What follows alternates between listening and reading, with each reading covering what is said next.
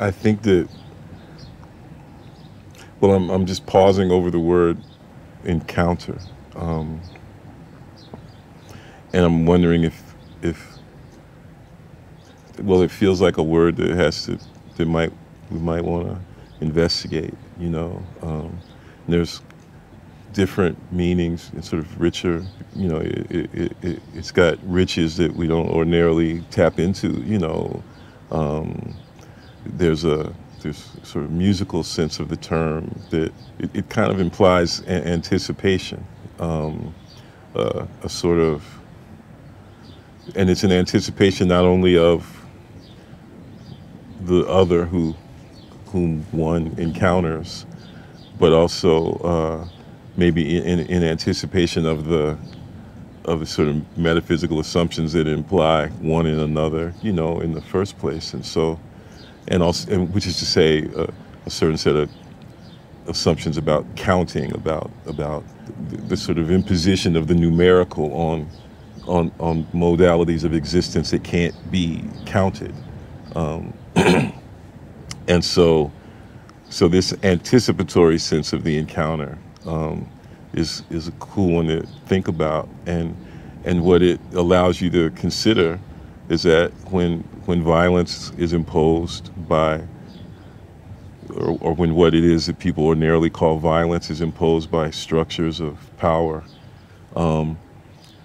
it's because those impositions are regulatory and they're reactive. It's a thing that's often feels like it's forgotten, that people tend to, the normal sort of, the consensus among certain philosophers of violence is that somehow that which is violated, that which has violence imposed upon it, emerges as a function of the violence. And it just means that maybe it's important to always keep in mind that violence is a regulatory brutality that is imposed upon something that, for lack of a better word, was already there, right? And that anticipates the structural brutality that's imposed. So if we think about encountering that way, then I guess maybe that's the main thing that we're trying to keep in mind when we begin to think about violence, is that violence is reactive,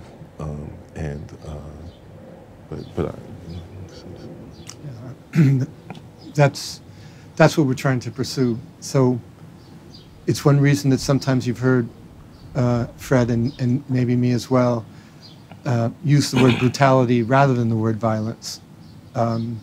It's not because we think these can be completely separated, nor because we believe they're opposites, but because we're trying to establish a kind of priority. So one might say that brutality emerges out of violence. That brutality is a kind of reduction of violence to certain degraded and vicious ends. That there exists on Earth a general antagonism, which can take the form of violence, but in and of itself doesn't have a moral quality,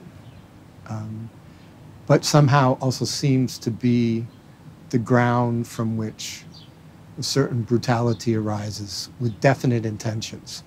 And one of the brutalities of brutality is the introduction of morality in that moment as well. So I think that in general we are trying to think about violence as something that is an interruption in processes of being, a sudden pull or tug or reconfiguration of entanglement. And if we can think about it that way, then we can begin to translate it into some more practical terms that might allow us to think about distinguishing brutality from violence, understanding brutality as this reduced phenomenon directed at imposing a certain kind of way or will in the world against violence, which perhaps doesn't have that indications. So a practical example would be, it's easy to read Fanon saying there was already the brutality of colonization, and so when I speak of revolutionary violence, you dare not indict me for this, right? Because this is what I'm born into. But what if actually it was brutality that was born into something? What if brutality came as a reaction to these other forms of life which included violence, and that brutality really responds? Then the story of Fanonian violence has an earlier story as well, et cetera, et cetera. I think this could be extended. You might be able to extend it into different realms in thinking about violence, and to make these distinctions so that we can also avoid a moral notion that on the other side of violence is something like care and erotics. Because simply put, erotics is at the heart of white supremacy. So it hardly can escape these questions of brutality or violence. And so too care. What kind of care are you talking about? The care that a servant or a slave has to give to the child of a master? It's care. They might even love the kid. So maybe working through brutality and violence, where brutality is a kind of reduction, a perversion for, not perversion, a detour for a very specific will, is a way to think about violence a little bit differently.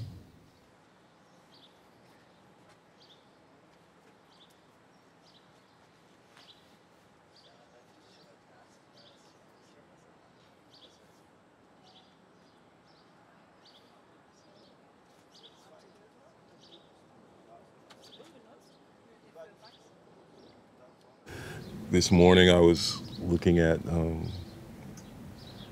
in the thinking that we've been doing, about violence over the last, I think we've been thinking about it over the last few years, even if that term maybe didn't come up with real sharp specificity until maybe a year or so ago.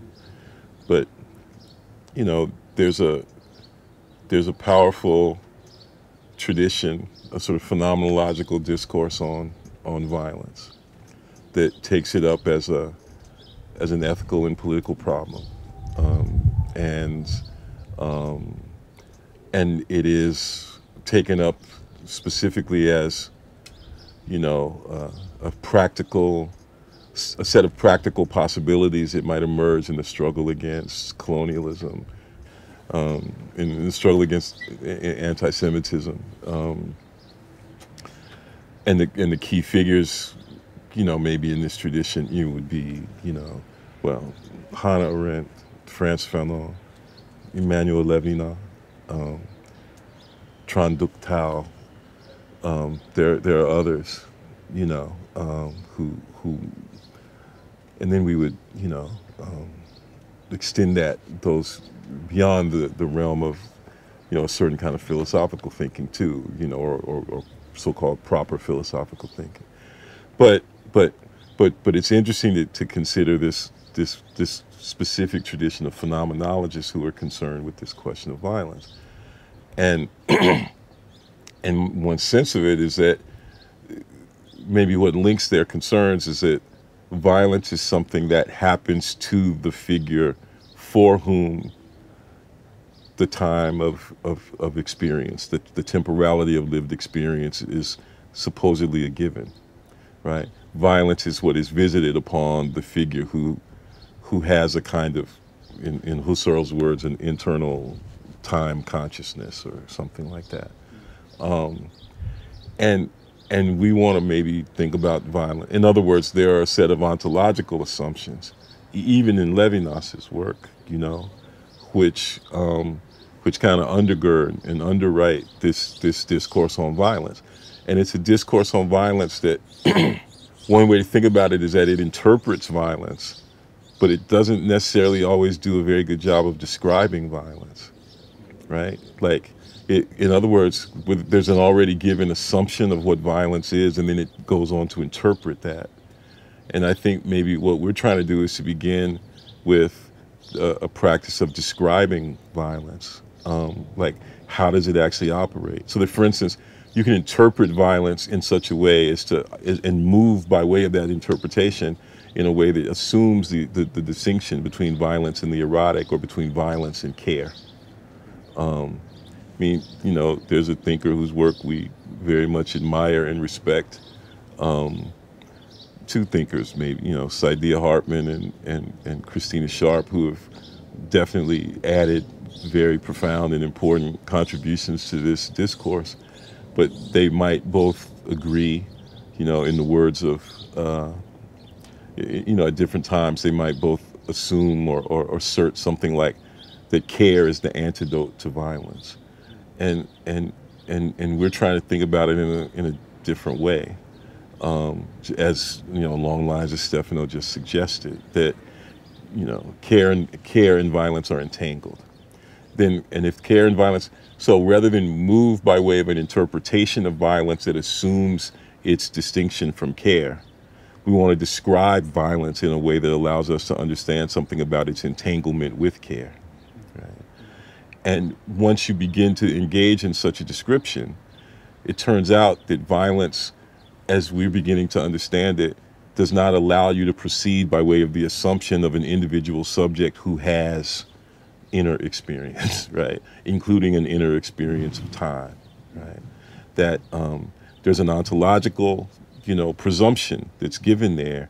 And we're interested in violence precisely because of the disruption that it offers to that ontological presumption.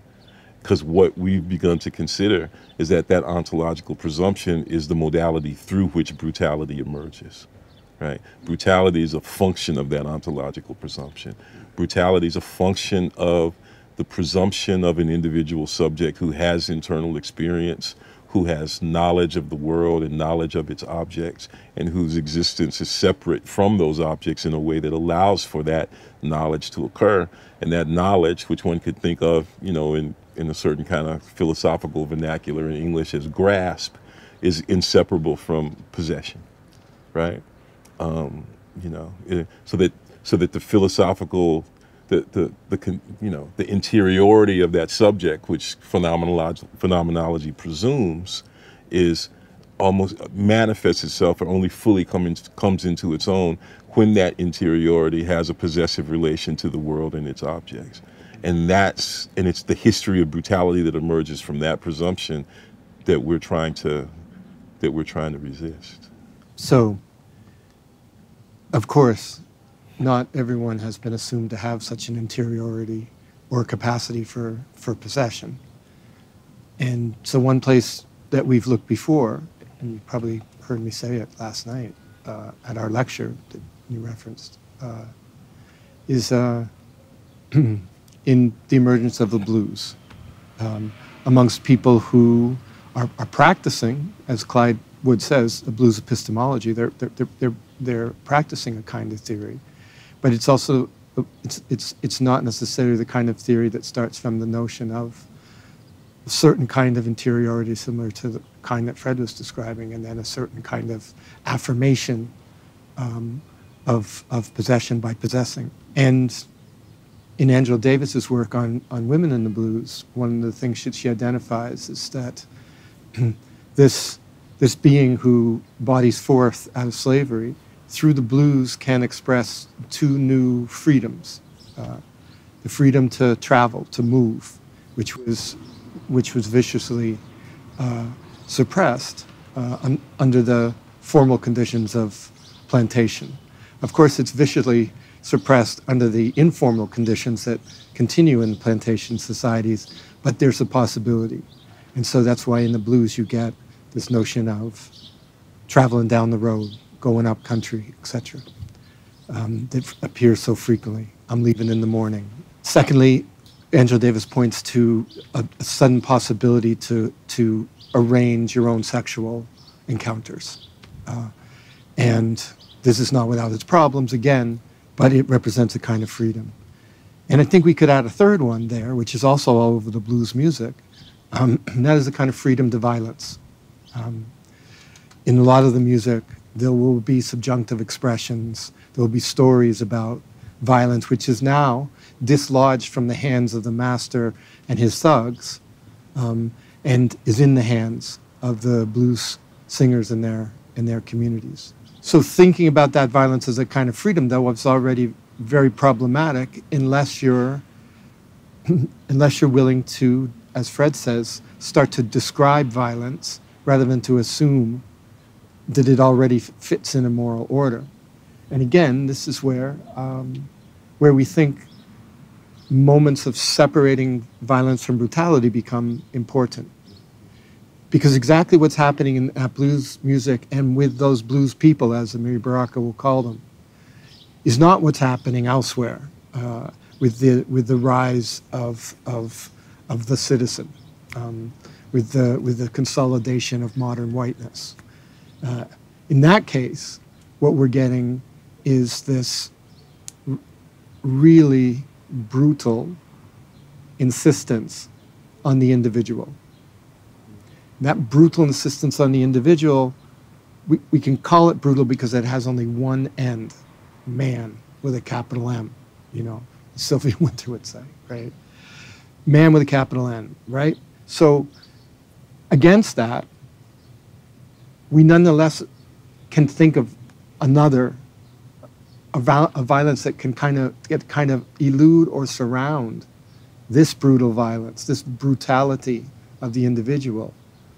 When we think about efforts to live, to consent, not to be a single being. And when we see that, we can also see that when we're together, when we're entangled, and when we're in efforts to loosen the grip of the brutal fantasy of the individual, that process can be violent too. You can literally fall apart without the fantasy of the subject, without the fantasy of the individual, right?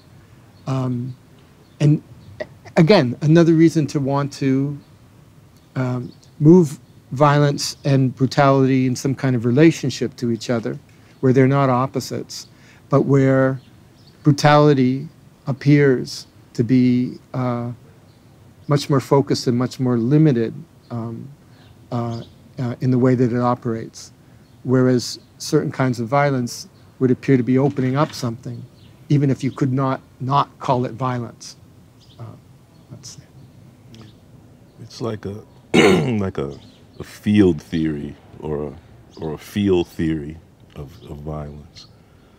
You know, and this great poet Samia Bashir wrote a beautiful book of poems called Field Theories, and this is, you know, in her realm, you know, in the sense that what if violence is this anoriginal condition of gathering and dispersal? Mm-hmm. What it is that we call subjects are really, you know, these sort of probabilistic non-entities that appear to emerge, you know, into a kind of solidity, only to disperse, and that interplay, you know, or that interaction, as Karen Barad would say, of gathering and dispersal is in many ways, you know, both the fundamental source and the fundamental object and enemy of modern political economy, mm-hmm. modern statecraft, modern, you know, economic existence, as well as the ongoing production of the so-called modern self, you know, in who takes the form of man, you know, in a powerful racial and sexual determination. So, you know, and so, you know, again, not to, what we're suggesting is, first of all, what we're operating within is we hope, is thinking which is fundamental and endemic to the Black radical tradition, and even more specifically, fundamental, endemic to the feminist insurgency, which is an anoriginal right, condition of that black radical tradition, right? Like it is the tradition's quite literal condition of possibility. So when we invoke Bashir or Angela Davis or Hartman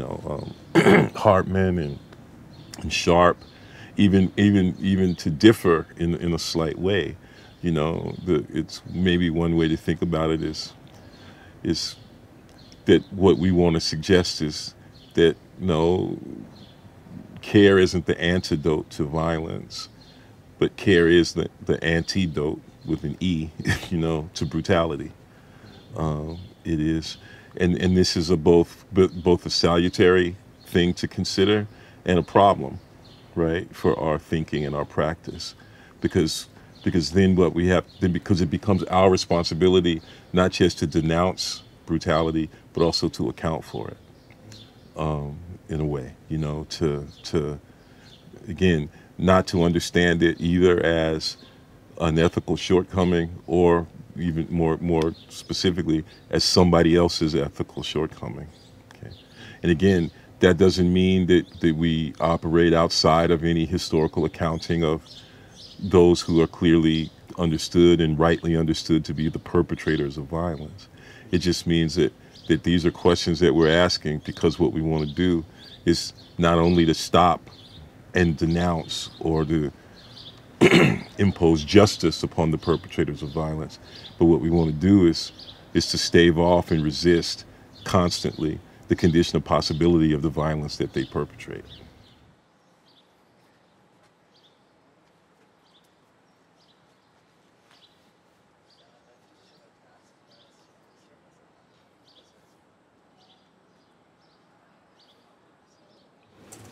Well, I think maybe one thing to say is that when we're talking about the blues, when we're talking about the freedoms, it would probably be better, rather than to use the word freedom, to use the word freeing, or maybe dislodging a certain kind of brutality, a certain kind of brutality with regard to movement, with bodies, access, etc. There's a kind of dislodging or freeing, and the question of what the blues, through its epistemology, will do with that. And I don't think that the answer is that it will resolve it into a thing called freedom. But of course, it's being invited to do that all the time. Could be what another way to talk about the theft of the blues for rock and roll. Here's an invitation to move from what you're considering around a freeing, a dislodging, displacement, and to turn it into something that we will simply call freedom or rebellion, or the escape from our parents, or whatever it becomes in rock and roll, let's say. So that's an ongoing struggle again around whether or not this freeing of violence will congeal itself again into brutality, and of course it is indeed historically going to do that in some ways. This question of accountability, which can't really be separated from any of that, again comes back to what Fred was saying about units, about accountability, as you're suggesting, is based on an ability to account for what you've had and what you've lost, and its deep origins, again, can be traced. It's formed largely through the Atlantic slave trade. This notion of accountability, of holding on to your product, of being able to count its value, of being able to speculate on it, of being able to chase it so that it doesn't get lost, etc.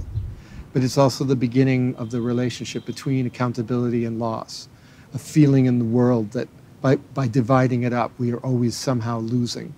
Either things are going missing, or at the very least, we're just losing the possibility to share it all.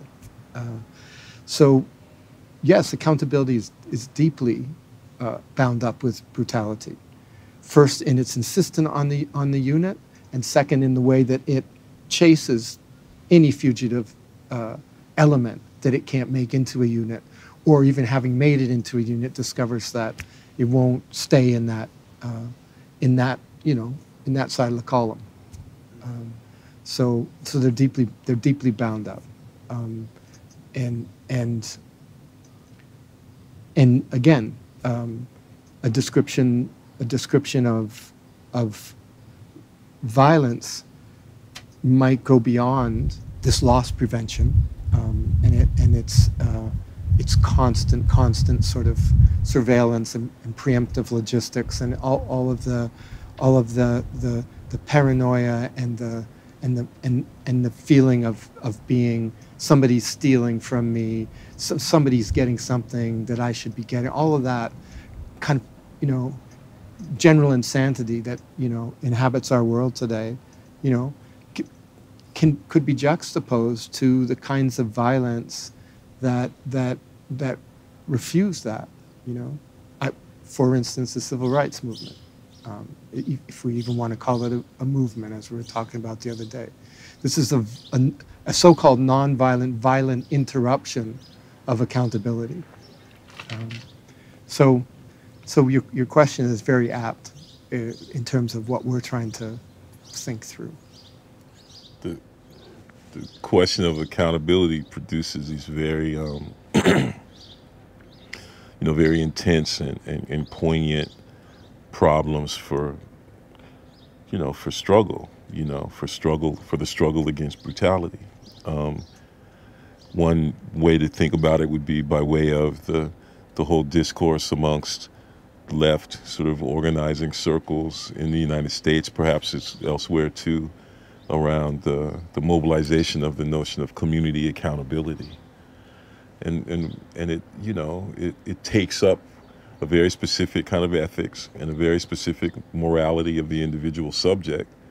And, it submits that individual subject who might be characterized in the first instance by their desire to be a part of struggle, but it submits them to these extraordinarily rigid and rigorous modes of accounting, and says that, commitment to struggle and commitment to the community requires the constant submission of oneself to that accounting.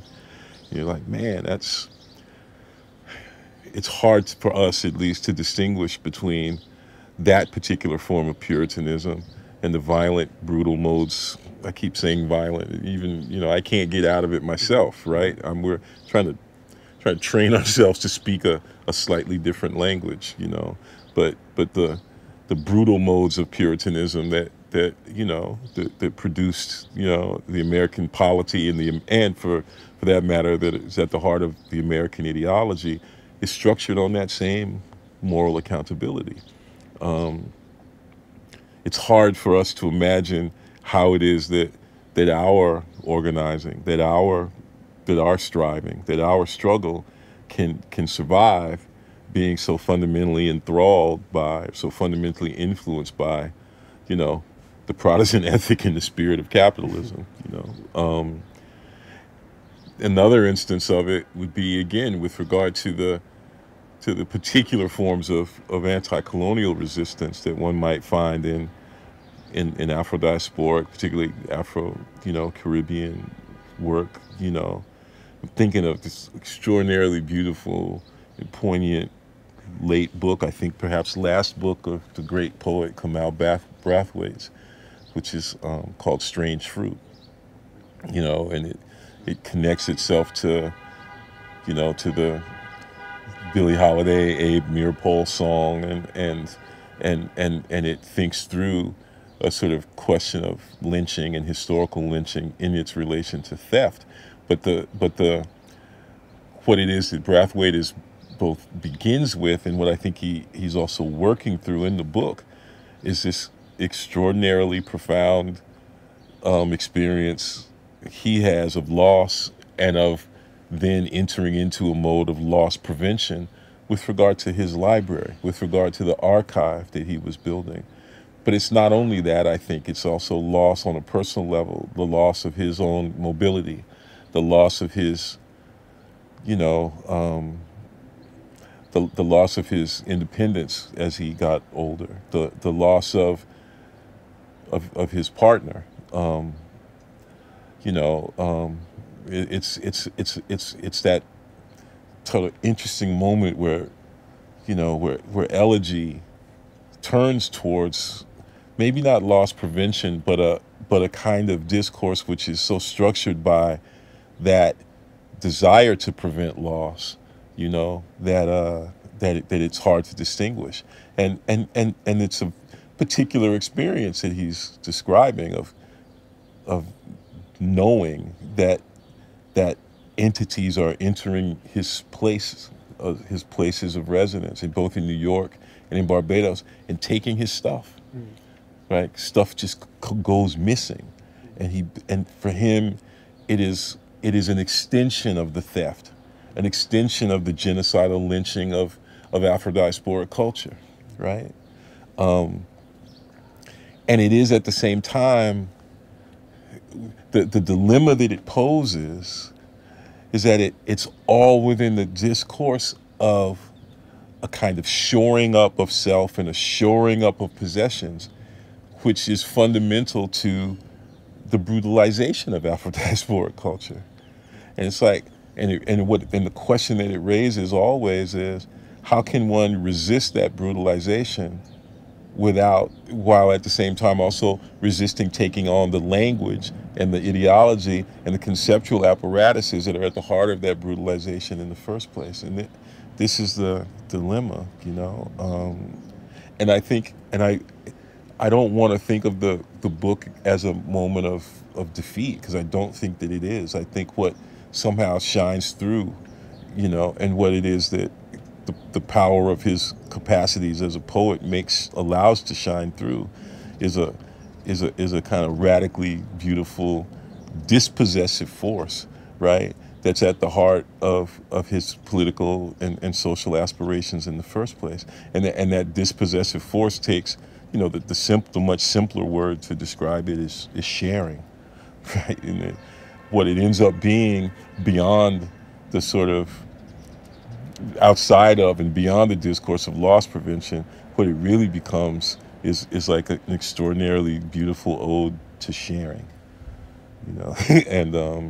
and the book, of course, continues to give and to disperse, you know, even after the fact of the ultimate loss, right? You know, you know, his passing. So, you know, these are the dilemmas that these questions continually present, you know, for the tradition that we study and seek to extend, you know.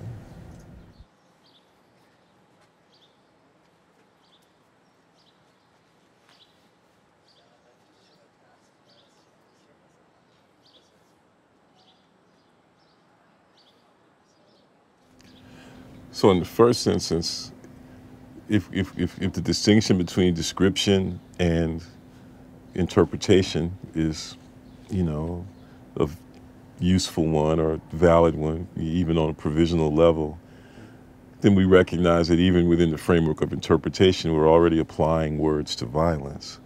So, you know, that's an older kind of paradox, you know, we don't have the words. Well, we you know, we might not have the right words, but we got some words, and that's what we have to use. And so let's proceed, you know, and one proceeds through, you know, through modalities of, you know, refinement and criticism to you know, to approach, you know, the object. Okay, so maybe part of what, maybe if there's anything different about what we're trying to do, maybe the first difference again emerges from a kind of refusal to posit the object, and rather to say that what we were invested in here is a modality of objectless approach. Okay, within this question, and we want to say that this objectless approach, you know, is one that takes up the question of violence, the practice of violence, you know, in a descriptive way, and what that would maybe, so a couple possible examples, okay, and they're not perfect examples or clean examples, and there's elements of them that that could totally be picked apart and criticized, and it's okay because it's about moving along the way of an approach. But my mom was a school teacher, and a couple of some of her students, one of them in particular, a man named Mike Davis, was like became an older brother to me, you know, and I remember a story that he told. I mean, I tell it pretty often about. He lived close to a street in the west side, the black community of Las Vegas, where I grew up,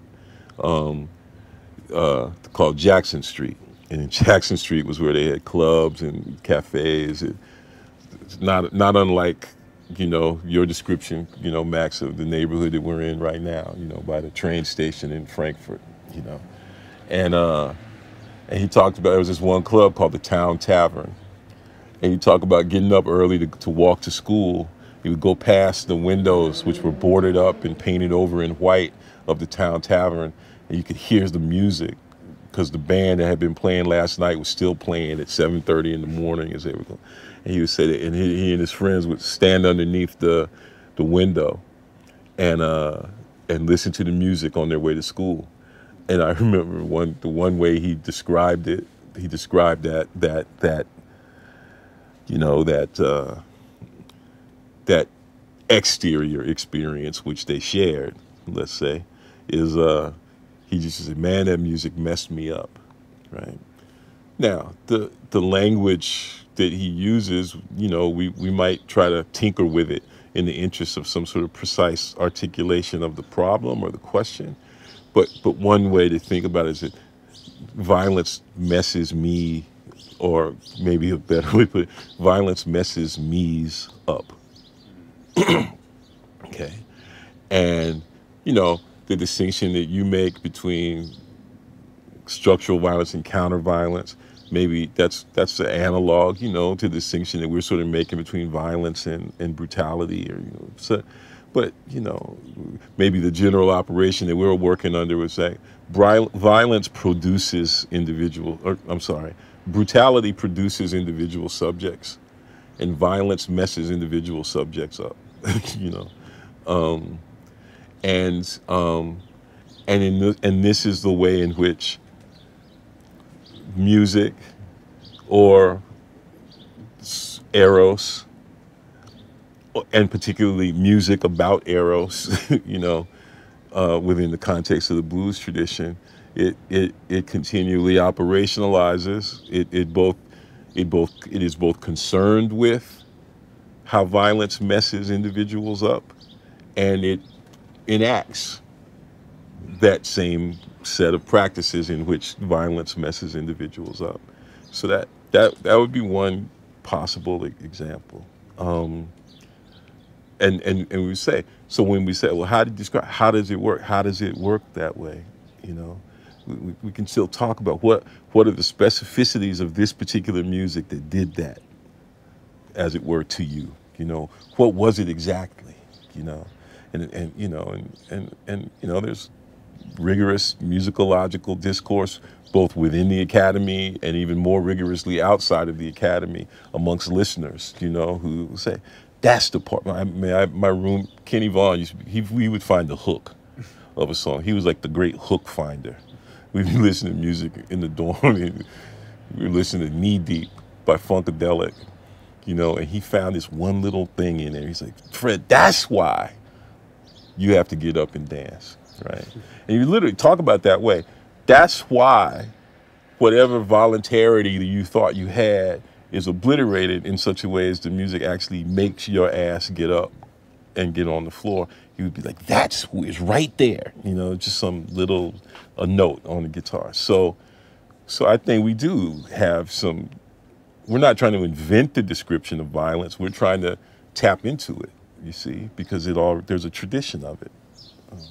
Another way we can make this distinction is the way that we have traditionally made the distinction between policy and planning. And in this moment, what's much more clear to us, I think, is that policy is a form of brutality. Why would we say that? Well, we've talked about policy as that move in which one takes it upon oneself to say there's something wrong with those people there or over there, usually, right? That moment, which we've long identified as a moment that we want to stay away from. And we've long had to confess that it's a move that's very easy to make if you are trained in academia, or whether it's in sociology or art criticism. The move to make the critique is often very close to the move to make the policy. And the step is that once you decide that there's something wrong with that person and that you have a policy to fix that person, what seems like your intervention is actually the creation of that person. You've created that person through policy in the most brutal way, and then you're going to follow that up with the brutal policy itself. So it's like a double move. It's a triple move in the sense that in order to authorize yourself to do all that, you've also said, oh, and by the way, I'm a person, self-possessed and self-determined and capable of making policy for those who are not capable of making it, who have something wrong with them. But that very act of announcing yourself in that way not only produces the brutality of your one self, it also produces that person as other and then delivers the brutality. Now, if you take that in contrast to what we were talking about with regard to planning, we talk about planning as something that people do every day in a repetitive, revising way, in a way of practice, in a way in which you could say, I'm sure you've had these conversations, where you say, you know what, tomorrow I'm going to start running. I'm going to start running tomorrow. And then the next day you're sitting out there having a beer with your buddy and you know what you say? Tomorrow, start running. That's planning. Right? Planning doesn't have an object. Planning doesn't create an object. Planning is a practice that is about pure means. It's planning for itself. It's an attempt to recover and preserve means in the face of this brutal logistical capitalism, which is constantly degrading means, through brutality, which is itself a form of degradation, for those singular ends that we were speaking about earlier. That's why we say, look, everybody says that logistics, is just an extension of all kinds of means. How we do this, how we get something this place and that place, but not at all. Means doesn't grow with logistical capitalism. It shrinks into the most degraded and narrow form. And planning is a way to try to recover or preserve in some sort of militant way a sense of means of infinite possibility. And that in turn creates a situation in which you are constantly operating without the resolution into the subject and object of policy. I am the subject of policy, and I deliver this to the object of policy. At the same time, just like with my example of actually never getting up there and running, there's an aspect to constant planning that can cause problems. You can, if you want, you can call it violent. One thing about constant planning is that people who see it from the outside see you as potentially ready for policy, because you don't ever seem to get anything done, right? But also planning involves this process of radical opening. You're telling your story all over again. You're playing the music again. You're playing drafts again. You're playing dominoes again. Too loud in the square, right? So there's a way in which you suddenly become vulnerable to this kind of brutality, but also there's a way in which there's a constant violence militating against any kind of resolution into improvement or development or realizing your goals or whatever you might want to call it. I just think it's like the first moment in my life that I've ever wanted to write a novel, right? And the whole thing would be based on I'm gonna start running tomorrow, because it would be like some kind of weird combination of like Samuel Beckett and Richard Pryor, because you can imagine the entire sort of social scene, right? A kind of dramatic, you know, Hurstonian social scene, a front porch corner kind of scene, that's, you know, that's literally predicated on the head arrangement, right? That is continually emerging, and you know, that's like a blues lick, right? I'm gonna start running tomorrow. It reminds me like my friend Henry in high school. Fred, I'm coming out for football this year. I said, I'm gonna make it. I said, why, Henry? Because I got my mind right. And we built a whole social scenario that we continually refined, and it was a social and aesthetic project that we built up in our social life around phrases that people would say that they became known for. It was like my mom used to tell these stories about this girl she grew up with named Twisty, who chased my mom home one time because my mom was talking about her grandfather, and my mom was running so fast she ran past her own house because she didn't have time to slow down. And it was like, okay. But when I went to school, when I ended up at that same high school that my mom went to, her daughter Frances was in the school. She was a year ahead of me, and everybody called her Twisty. Like you became, you inherit these social scenarios that predate your own existence. And what are all the possible things that would keep somebody from getting up to run tomorrow? Well, one would be work, right?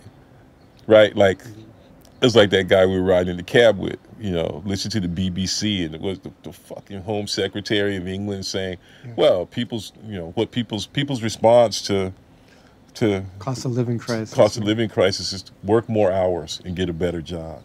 The cab driver almost ran off the road. He was like, you know, it was like, right. It's not idleness that keeps people from getting up to run. It's work that keeps them from getting up to run, right?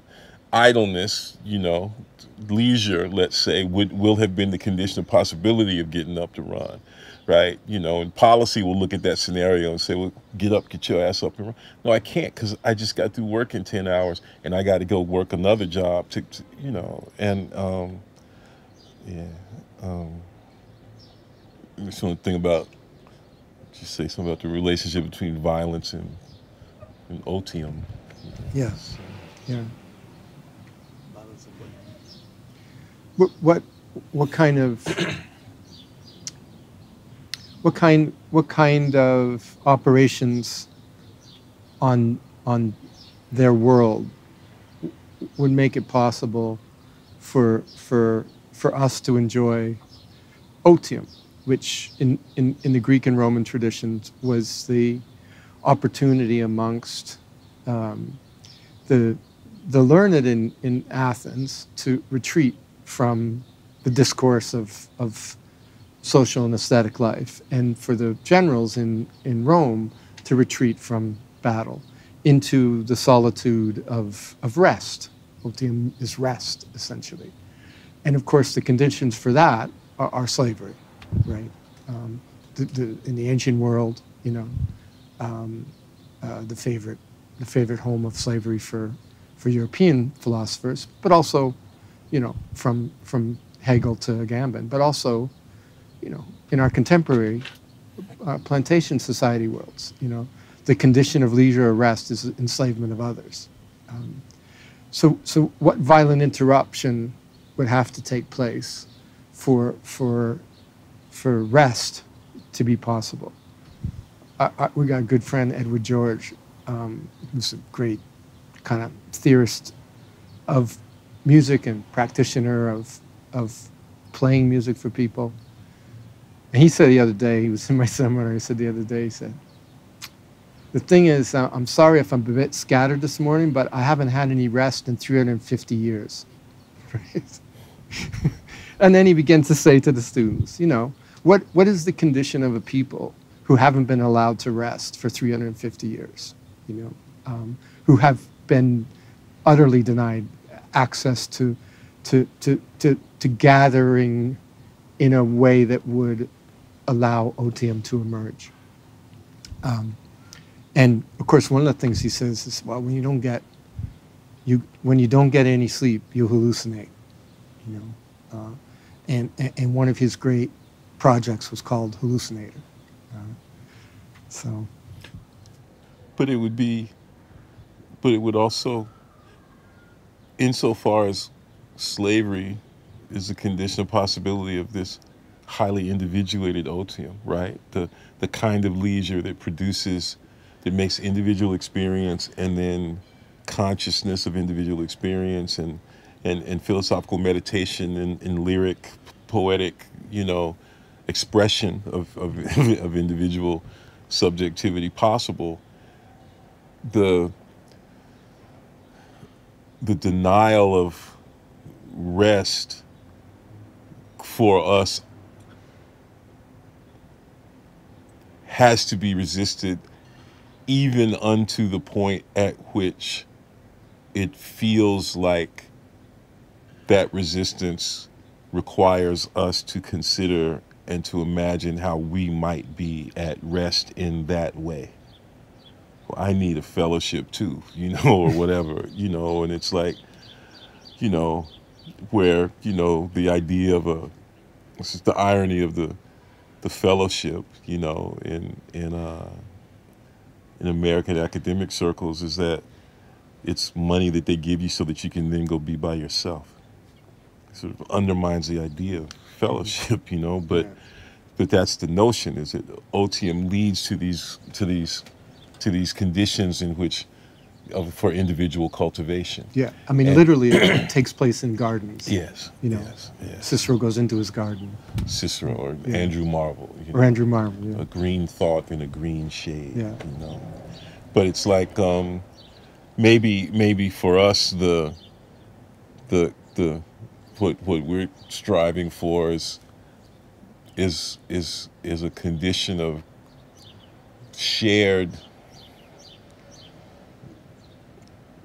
a kind of, not rest, but a kind of shared turbulence or a shared displacement that actually we could call unrest. Well, we could call it boxcar rest. Yeah.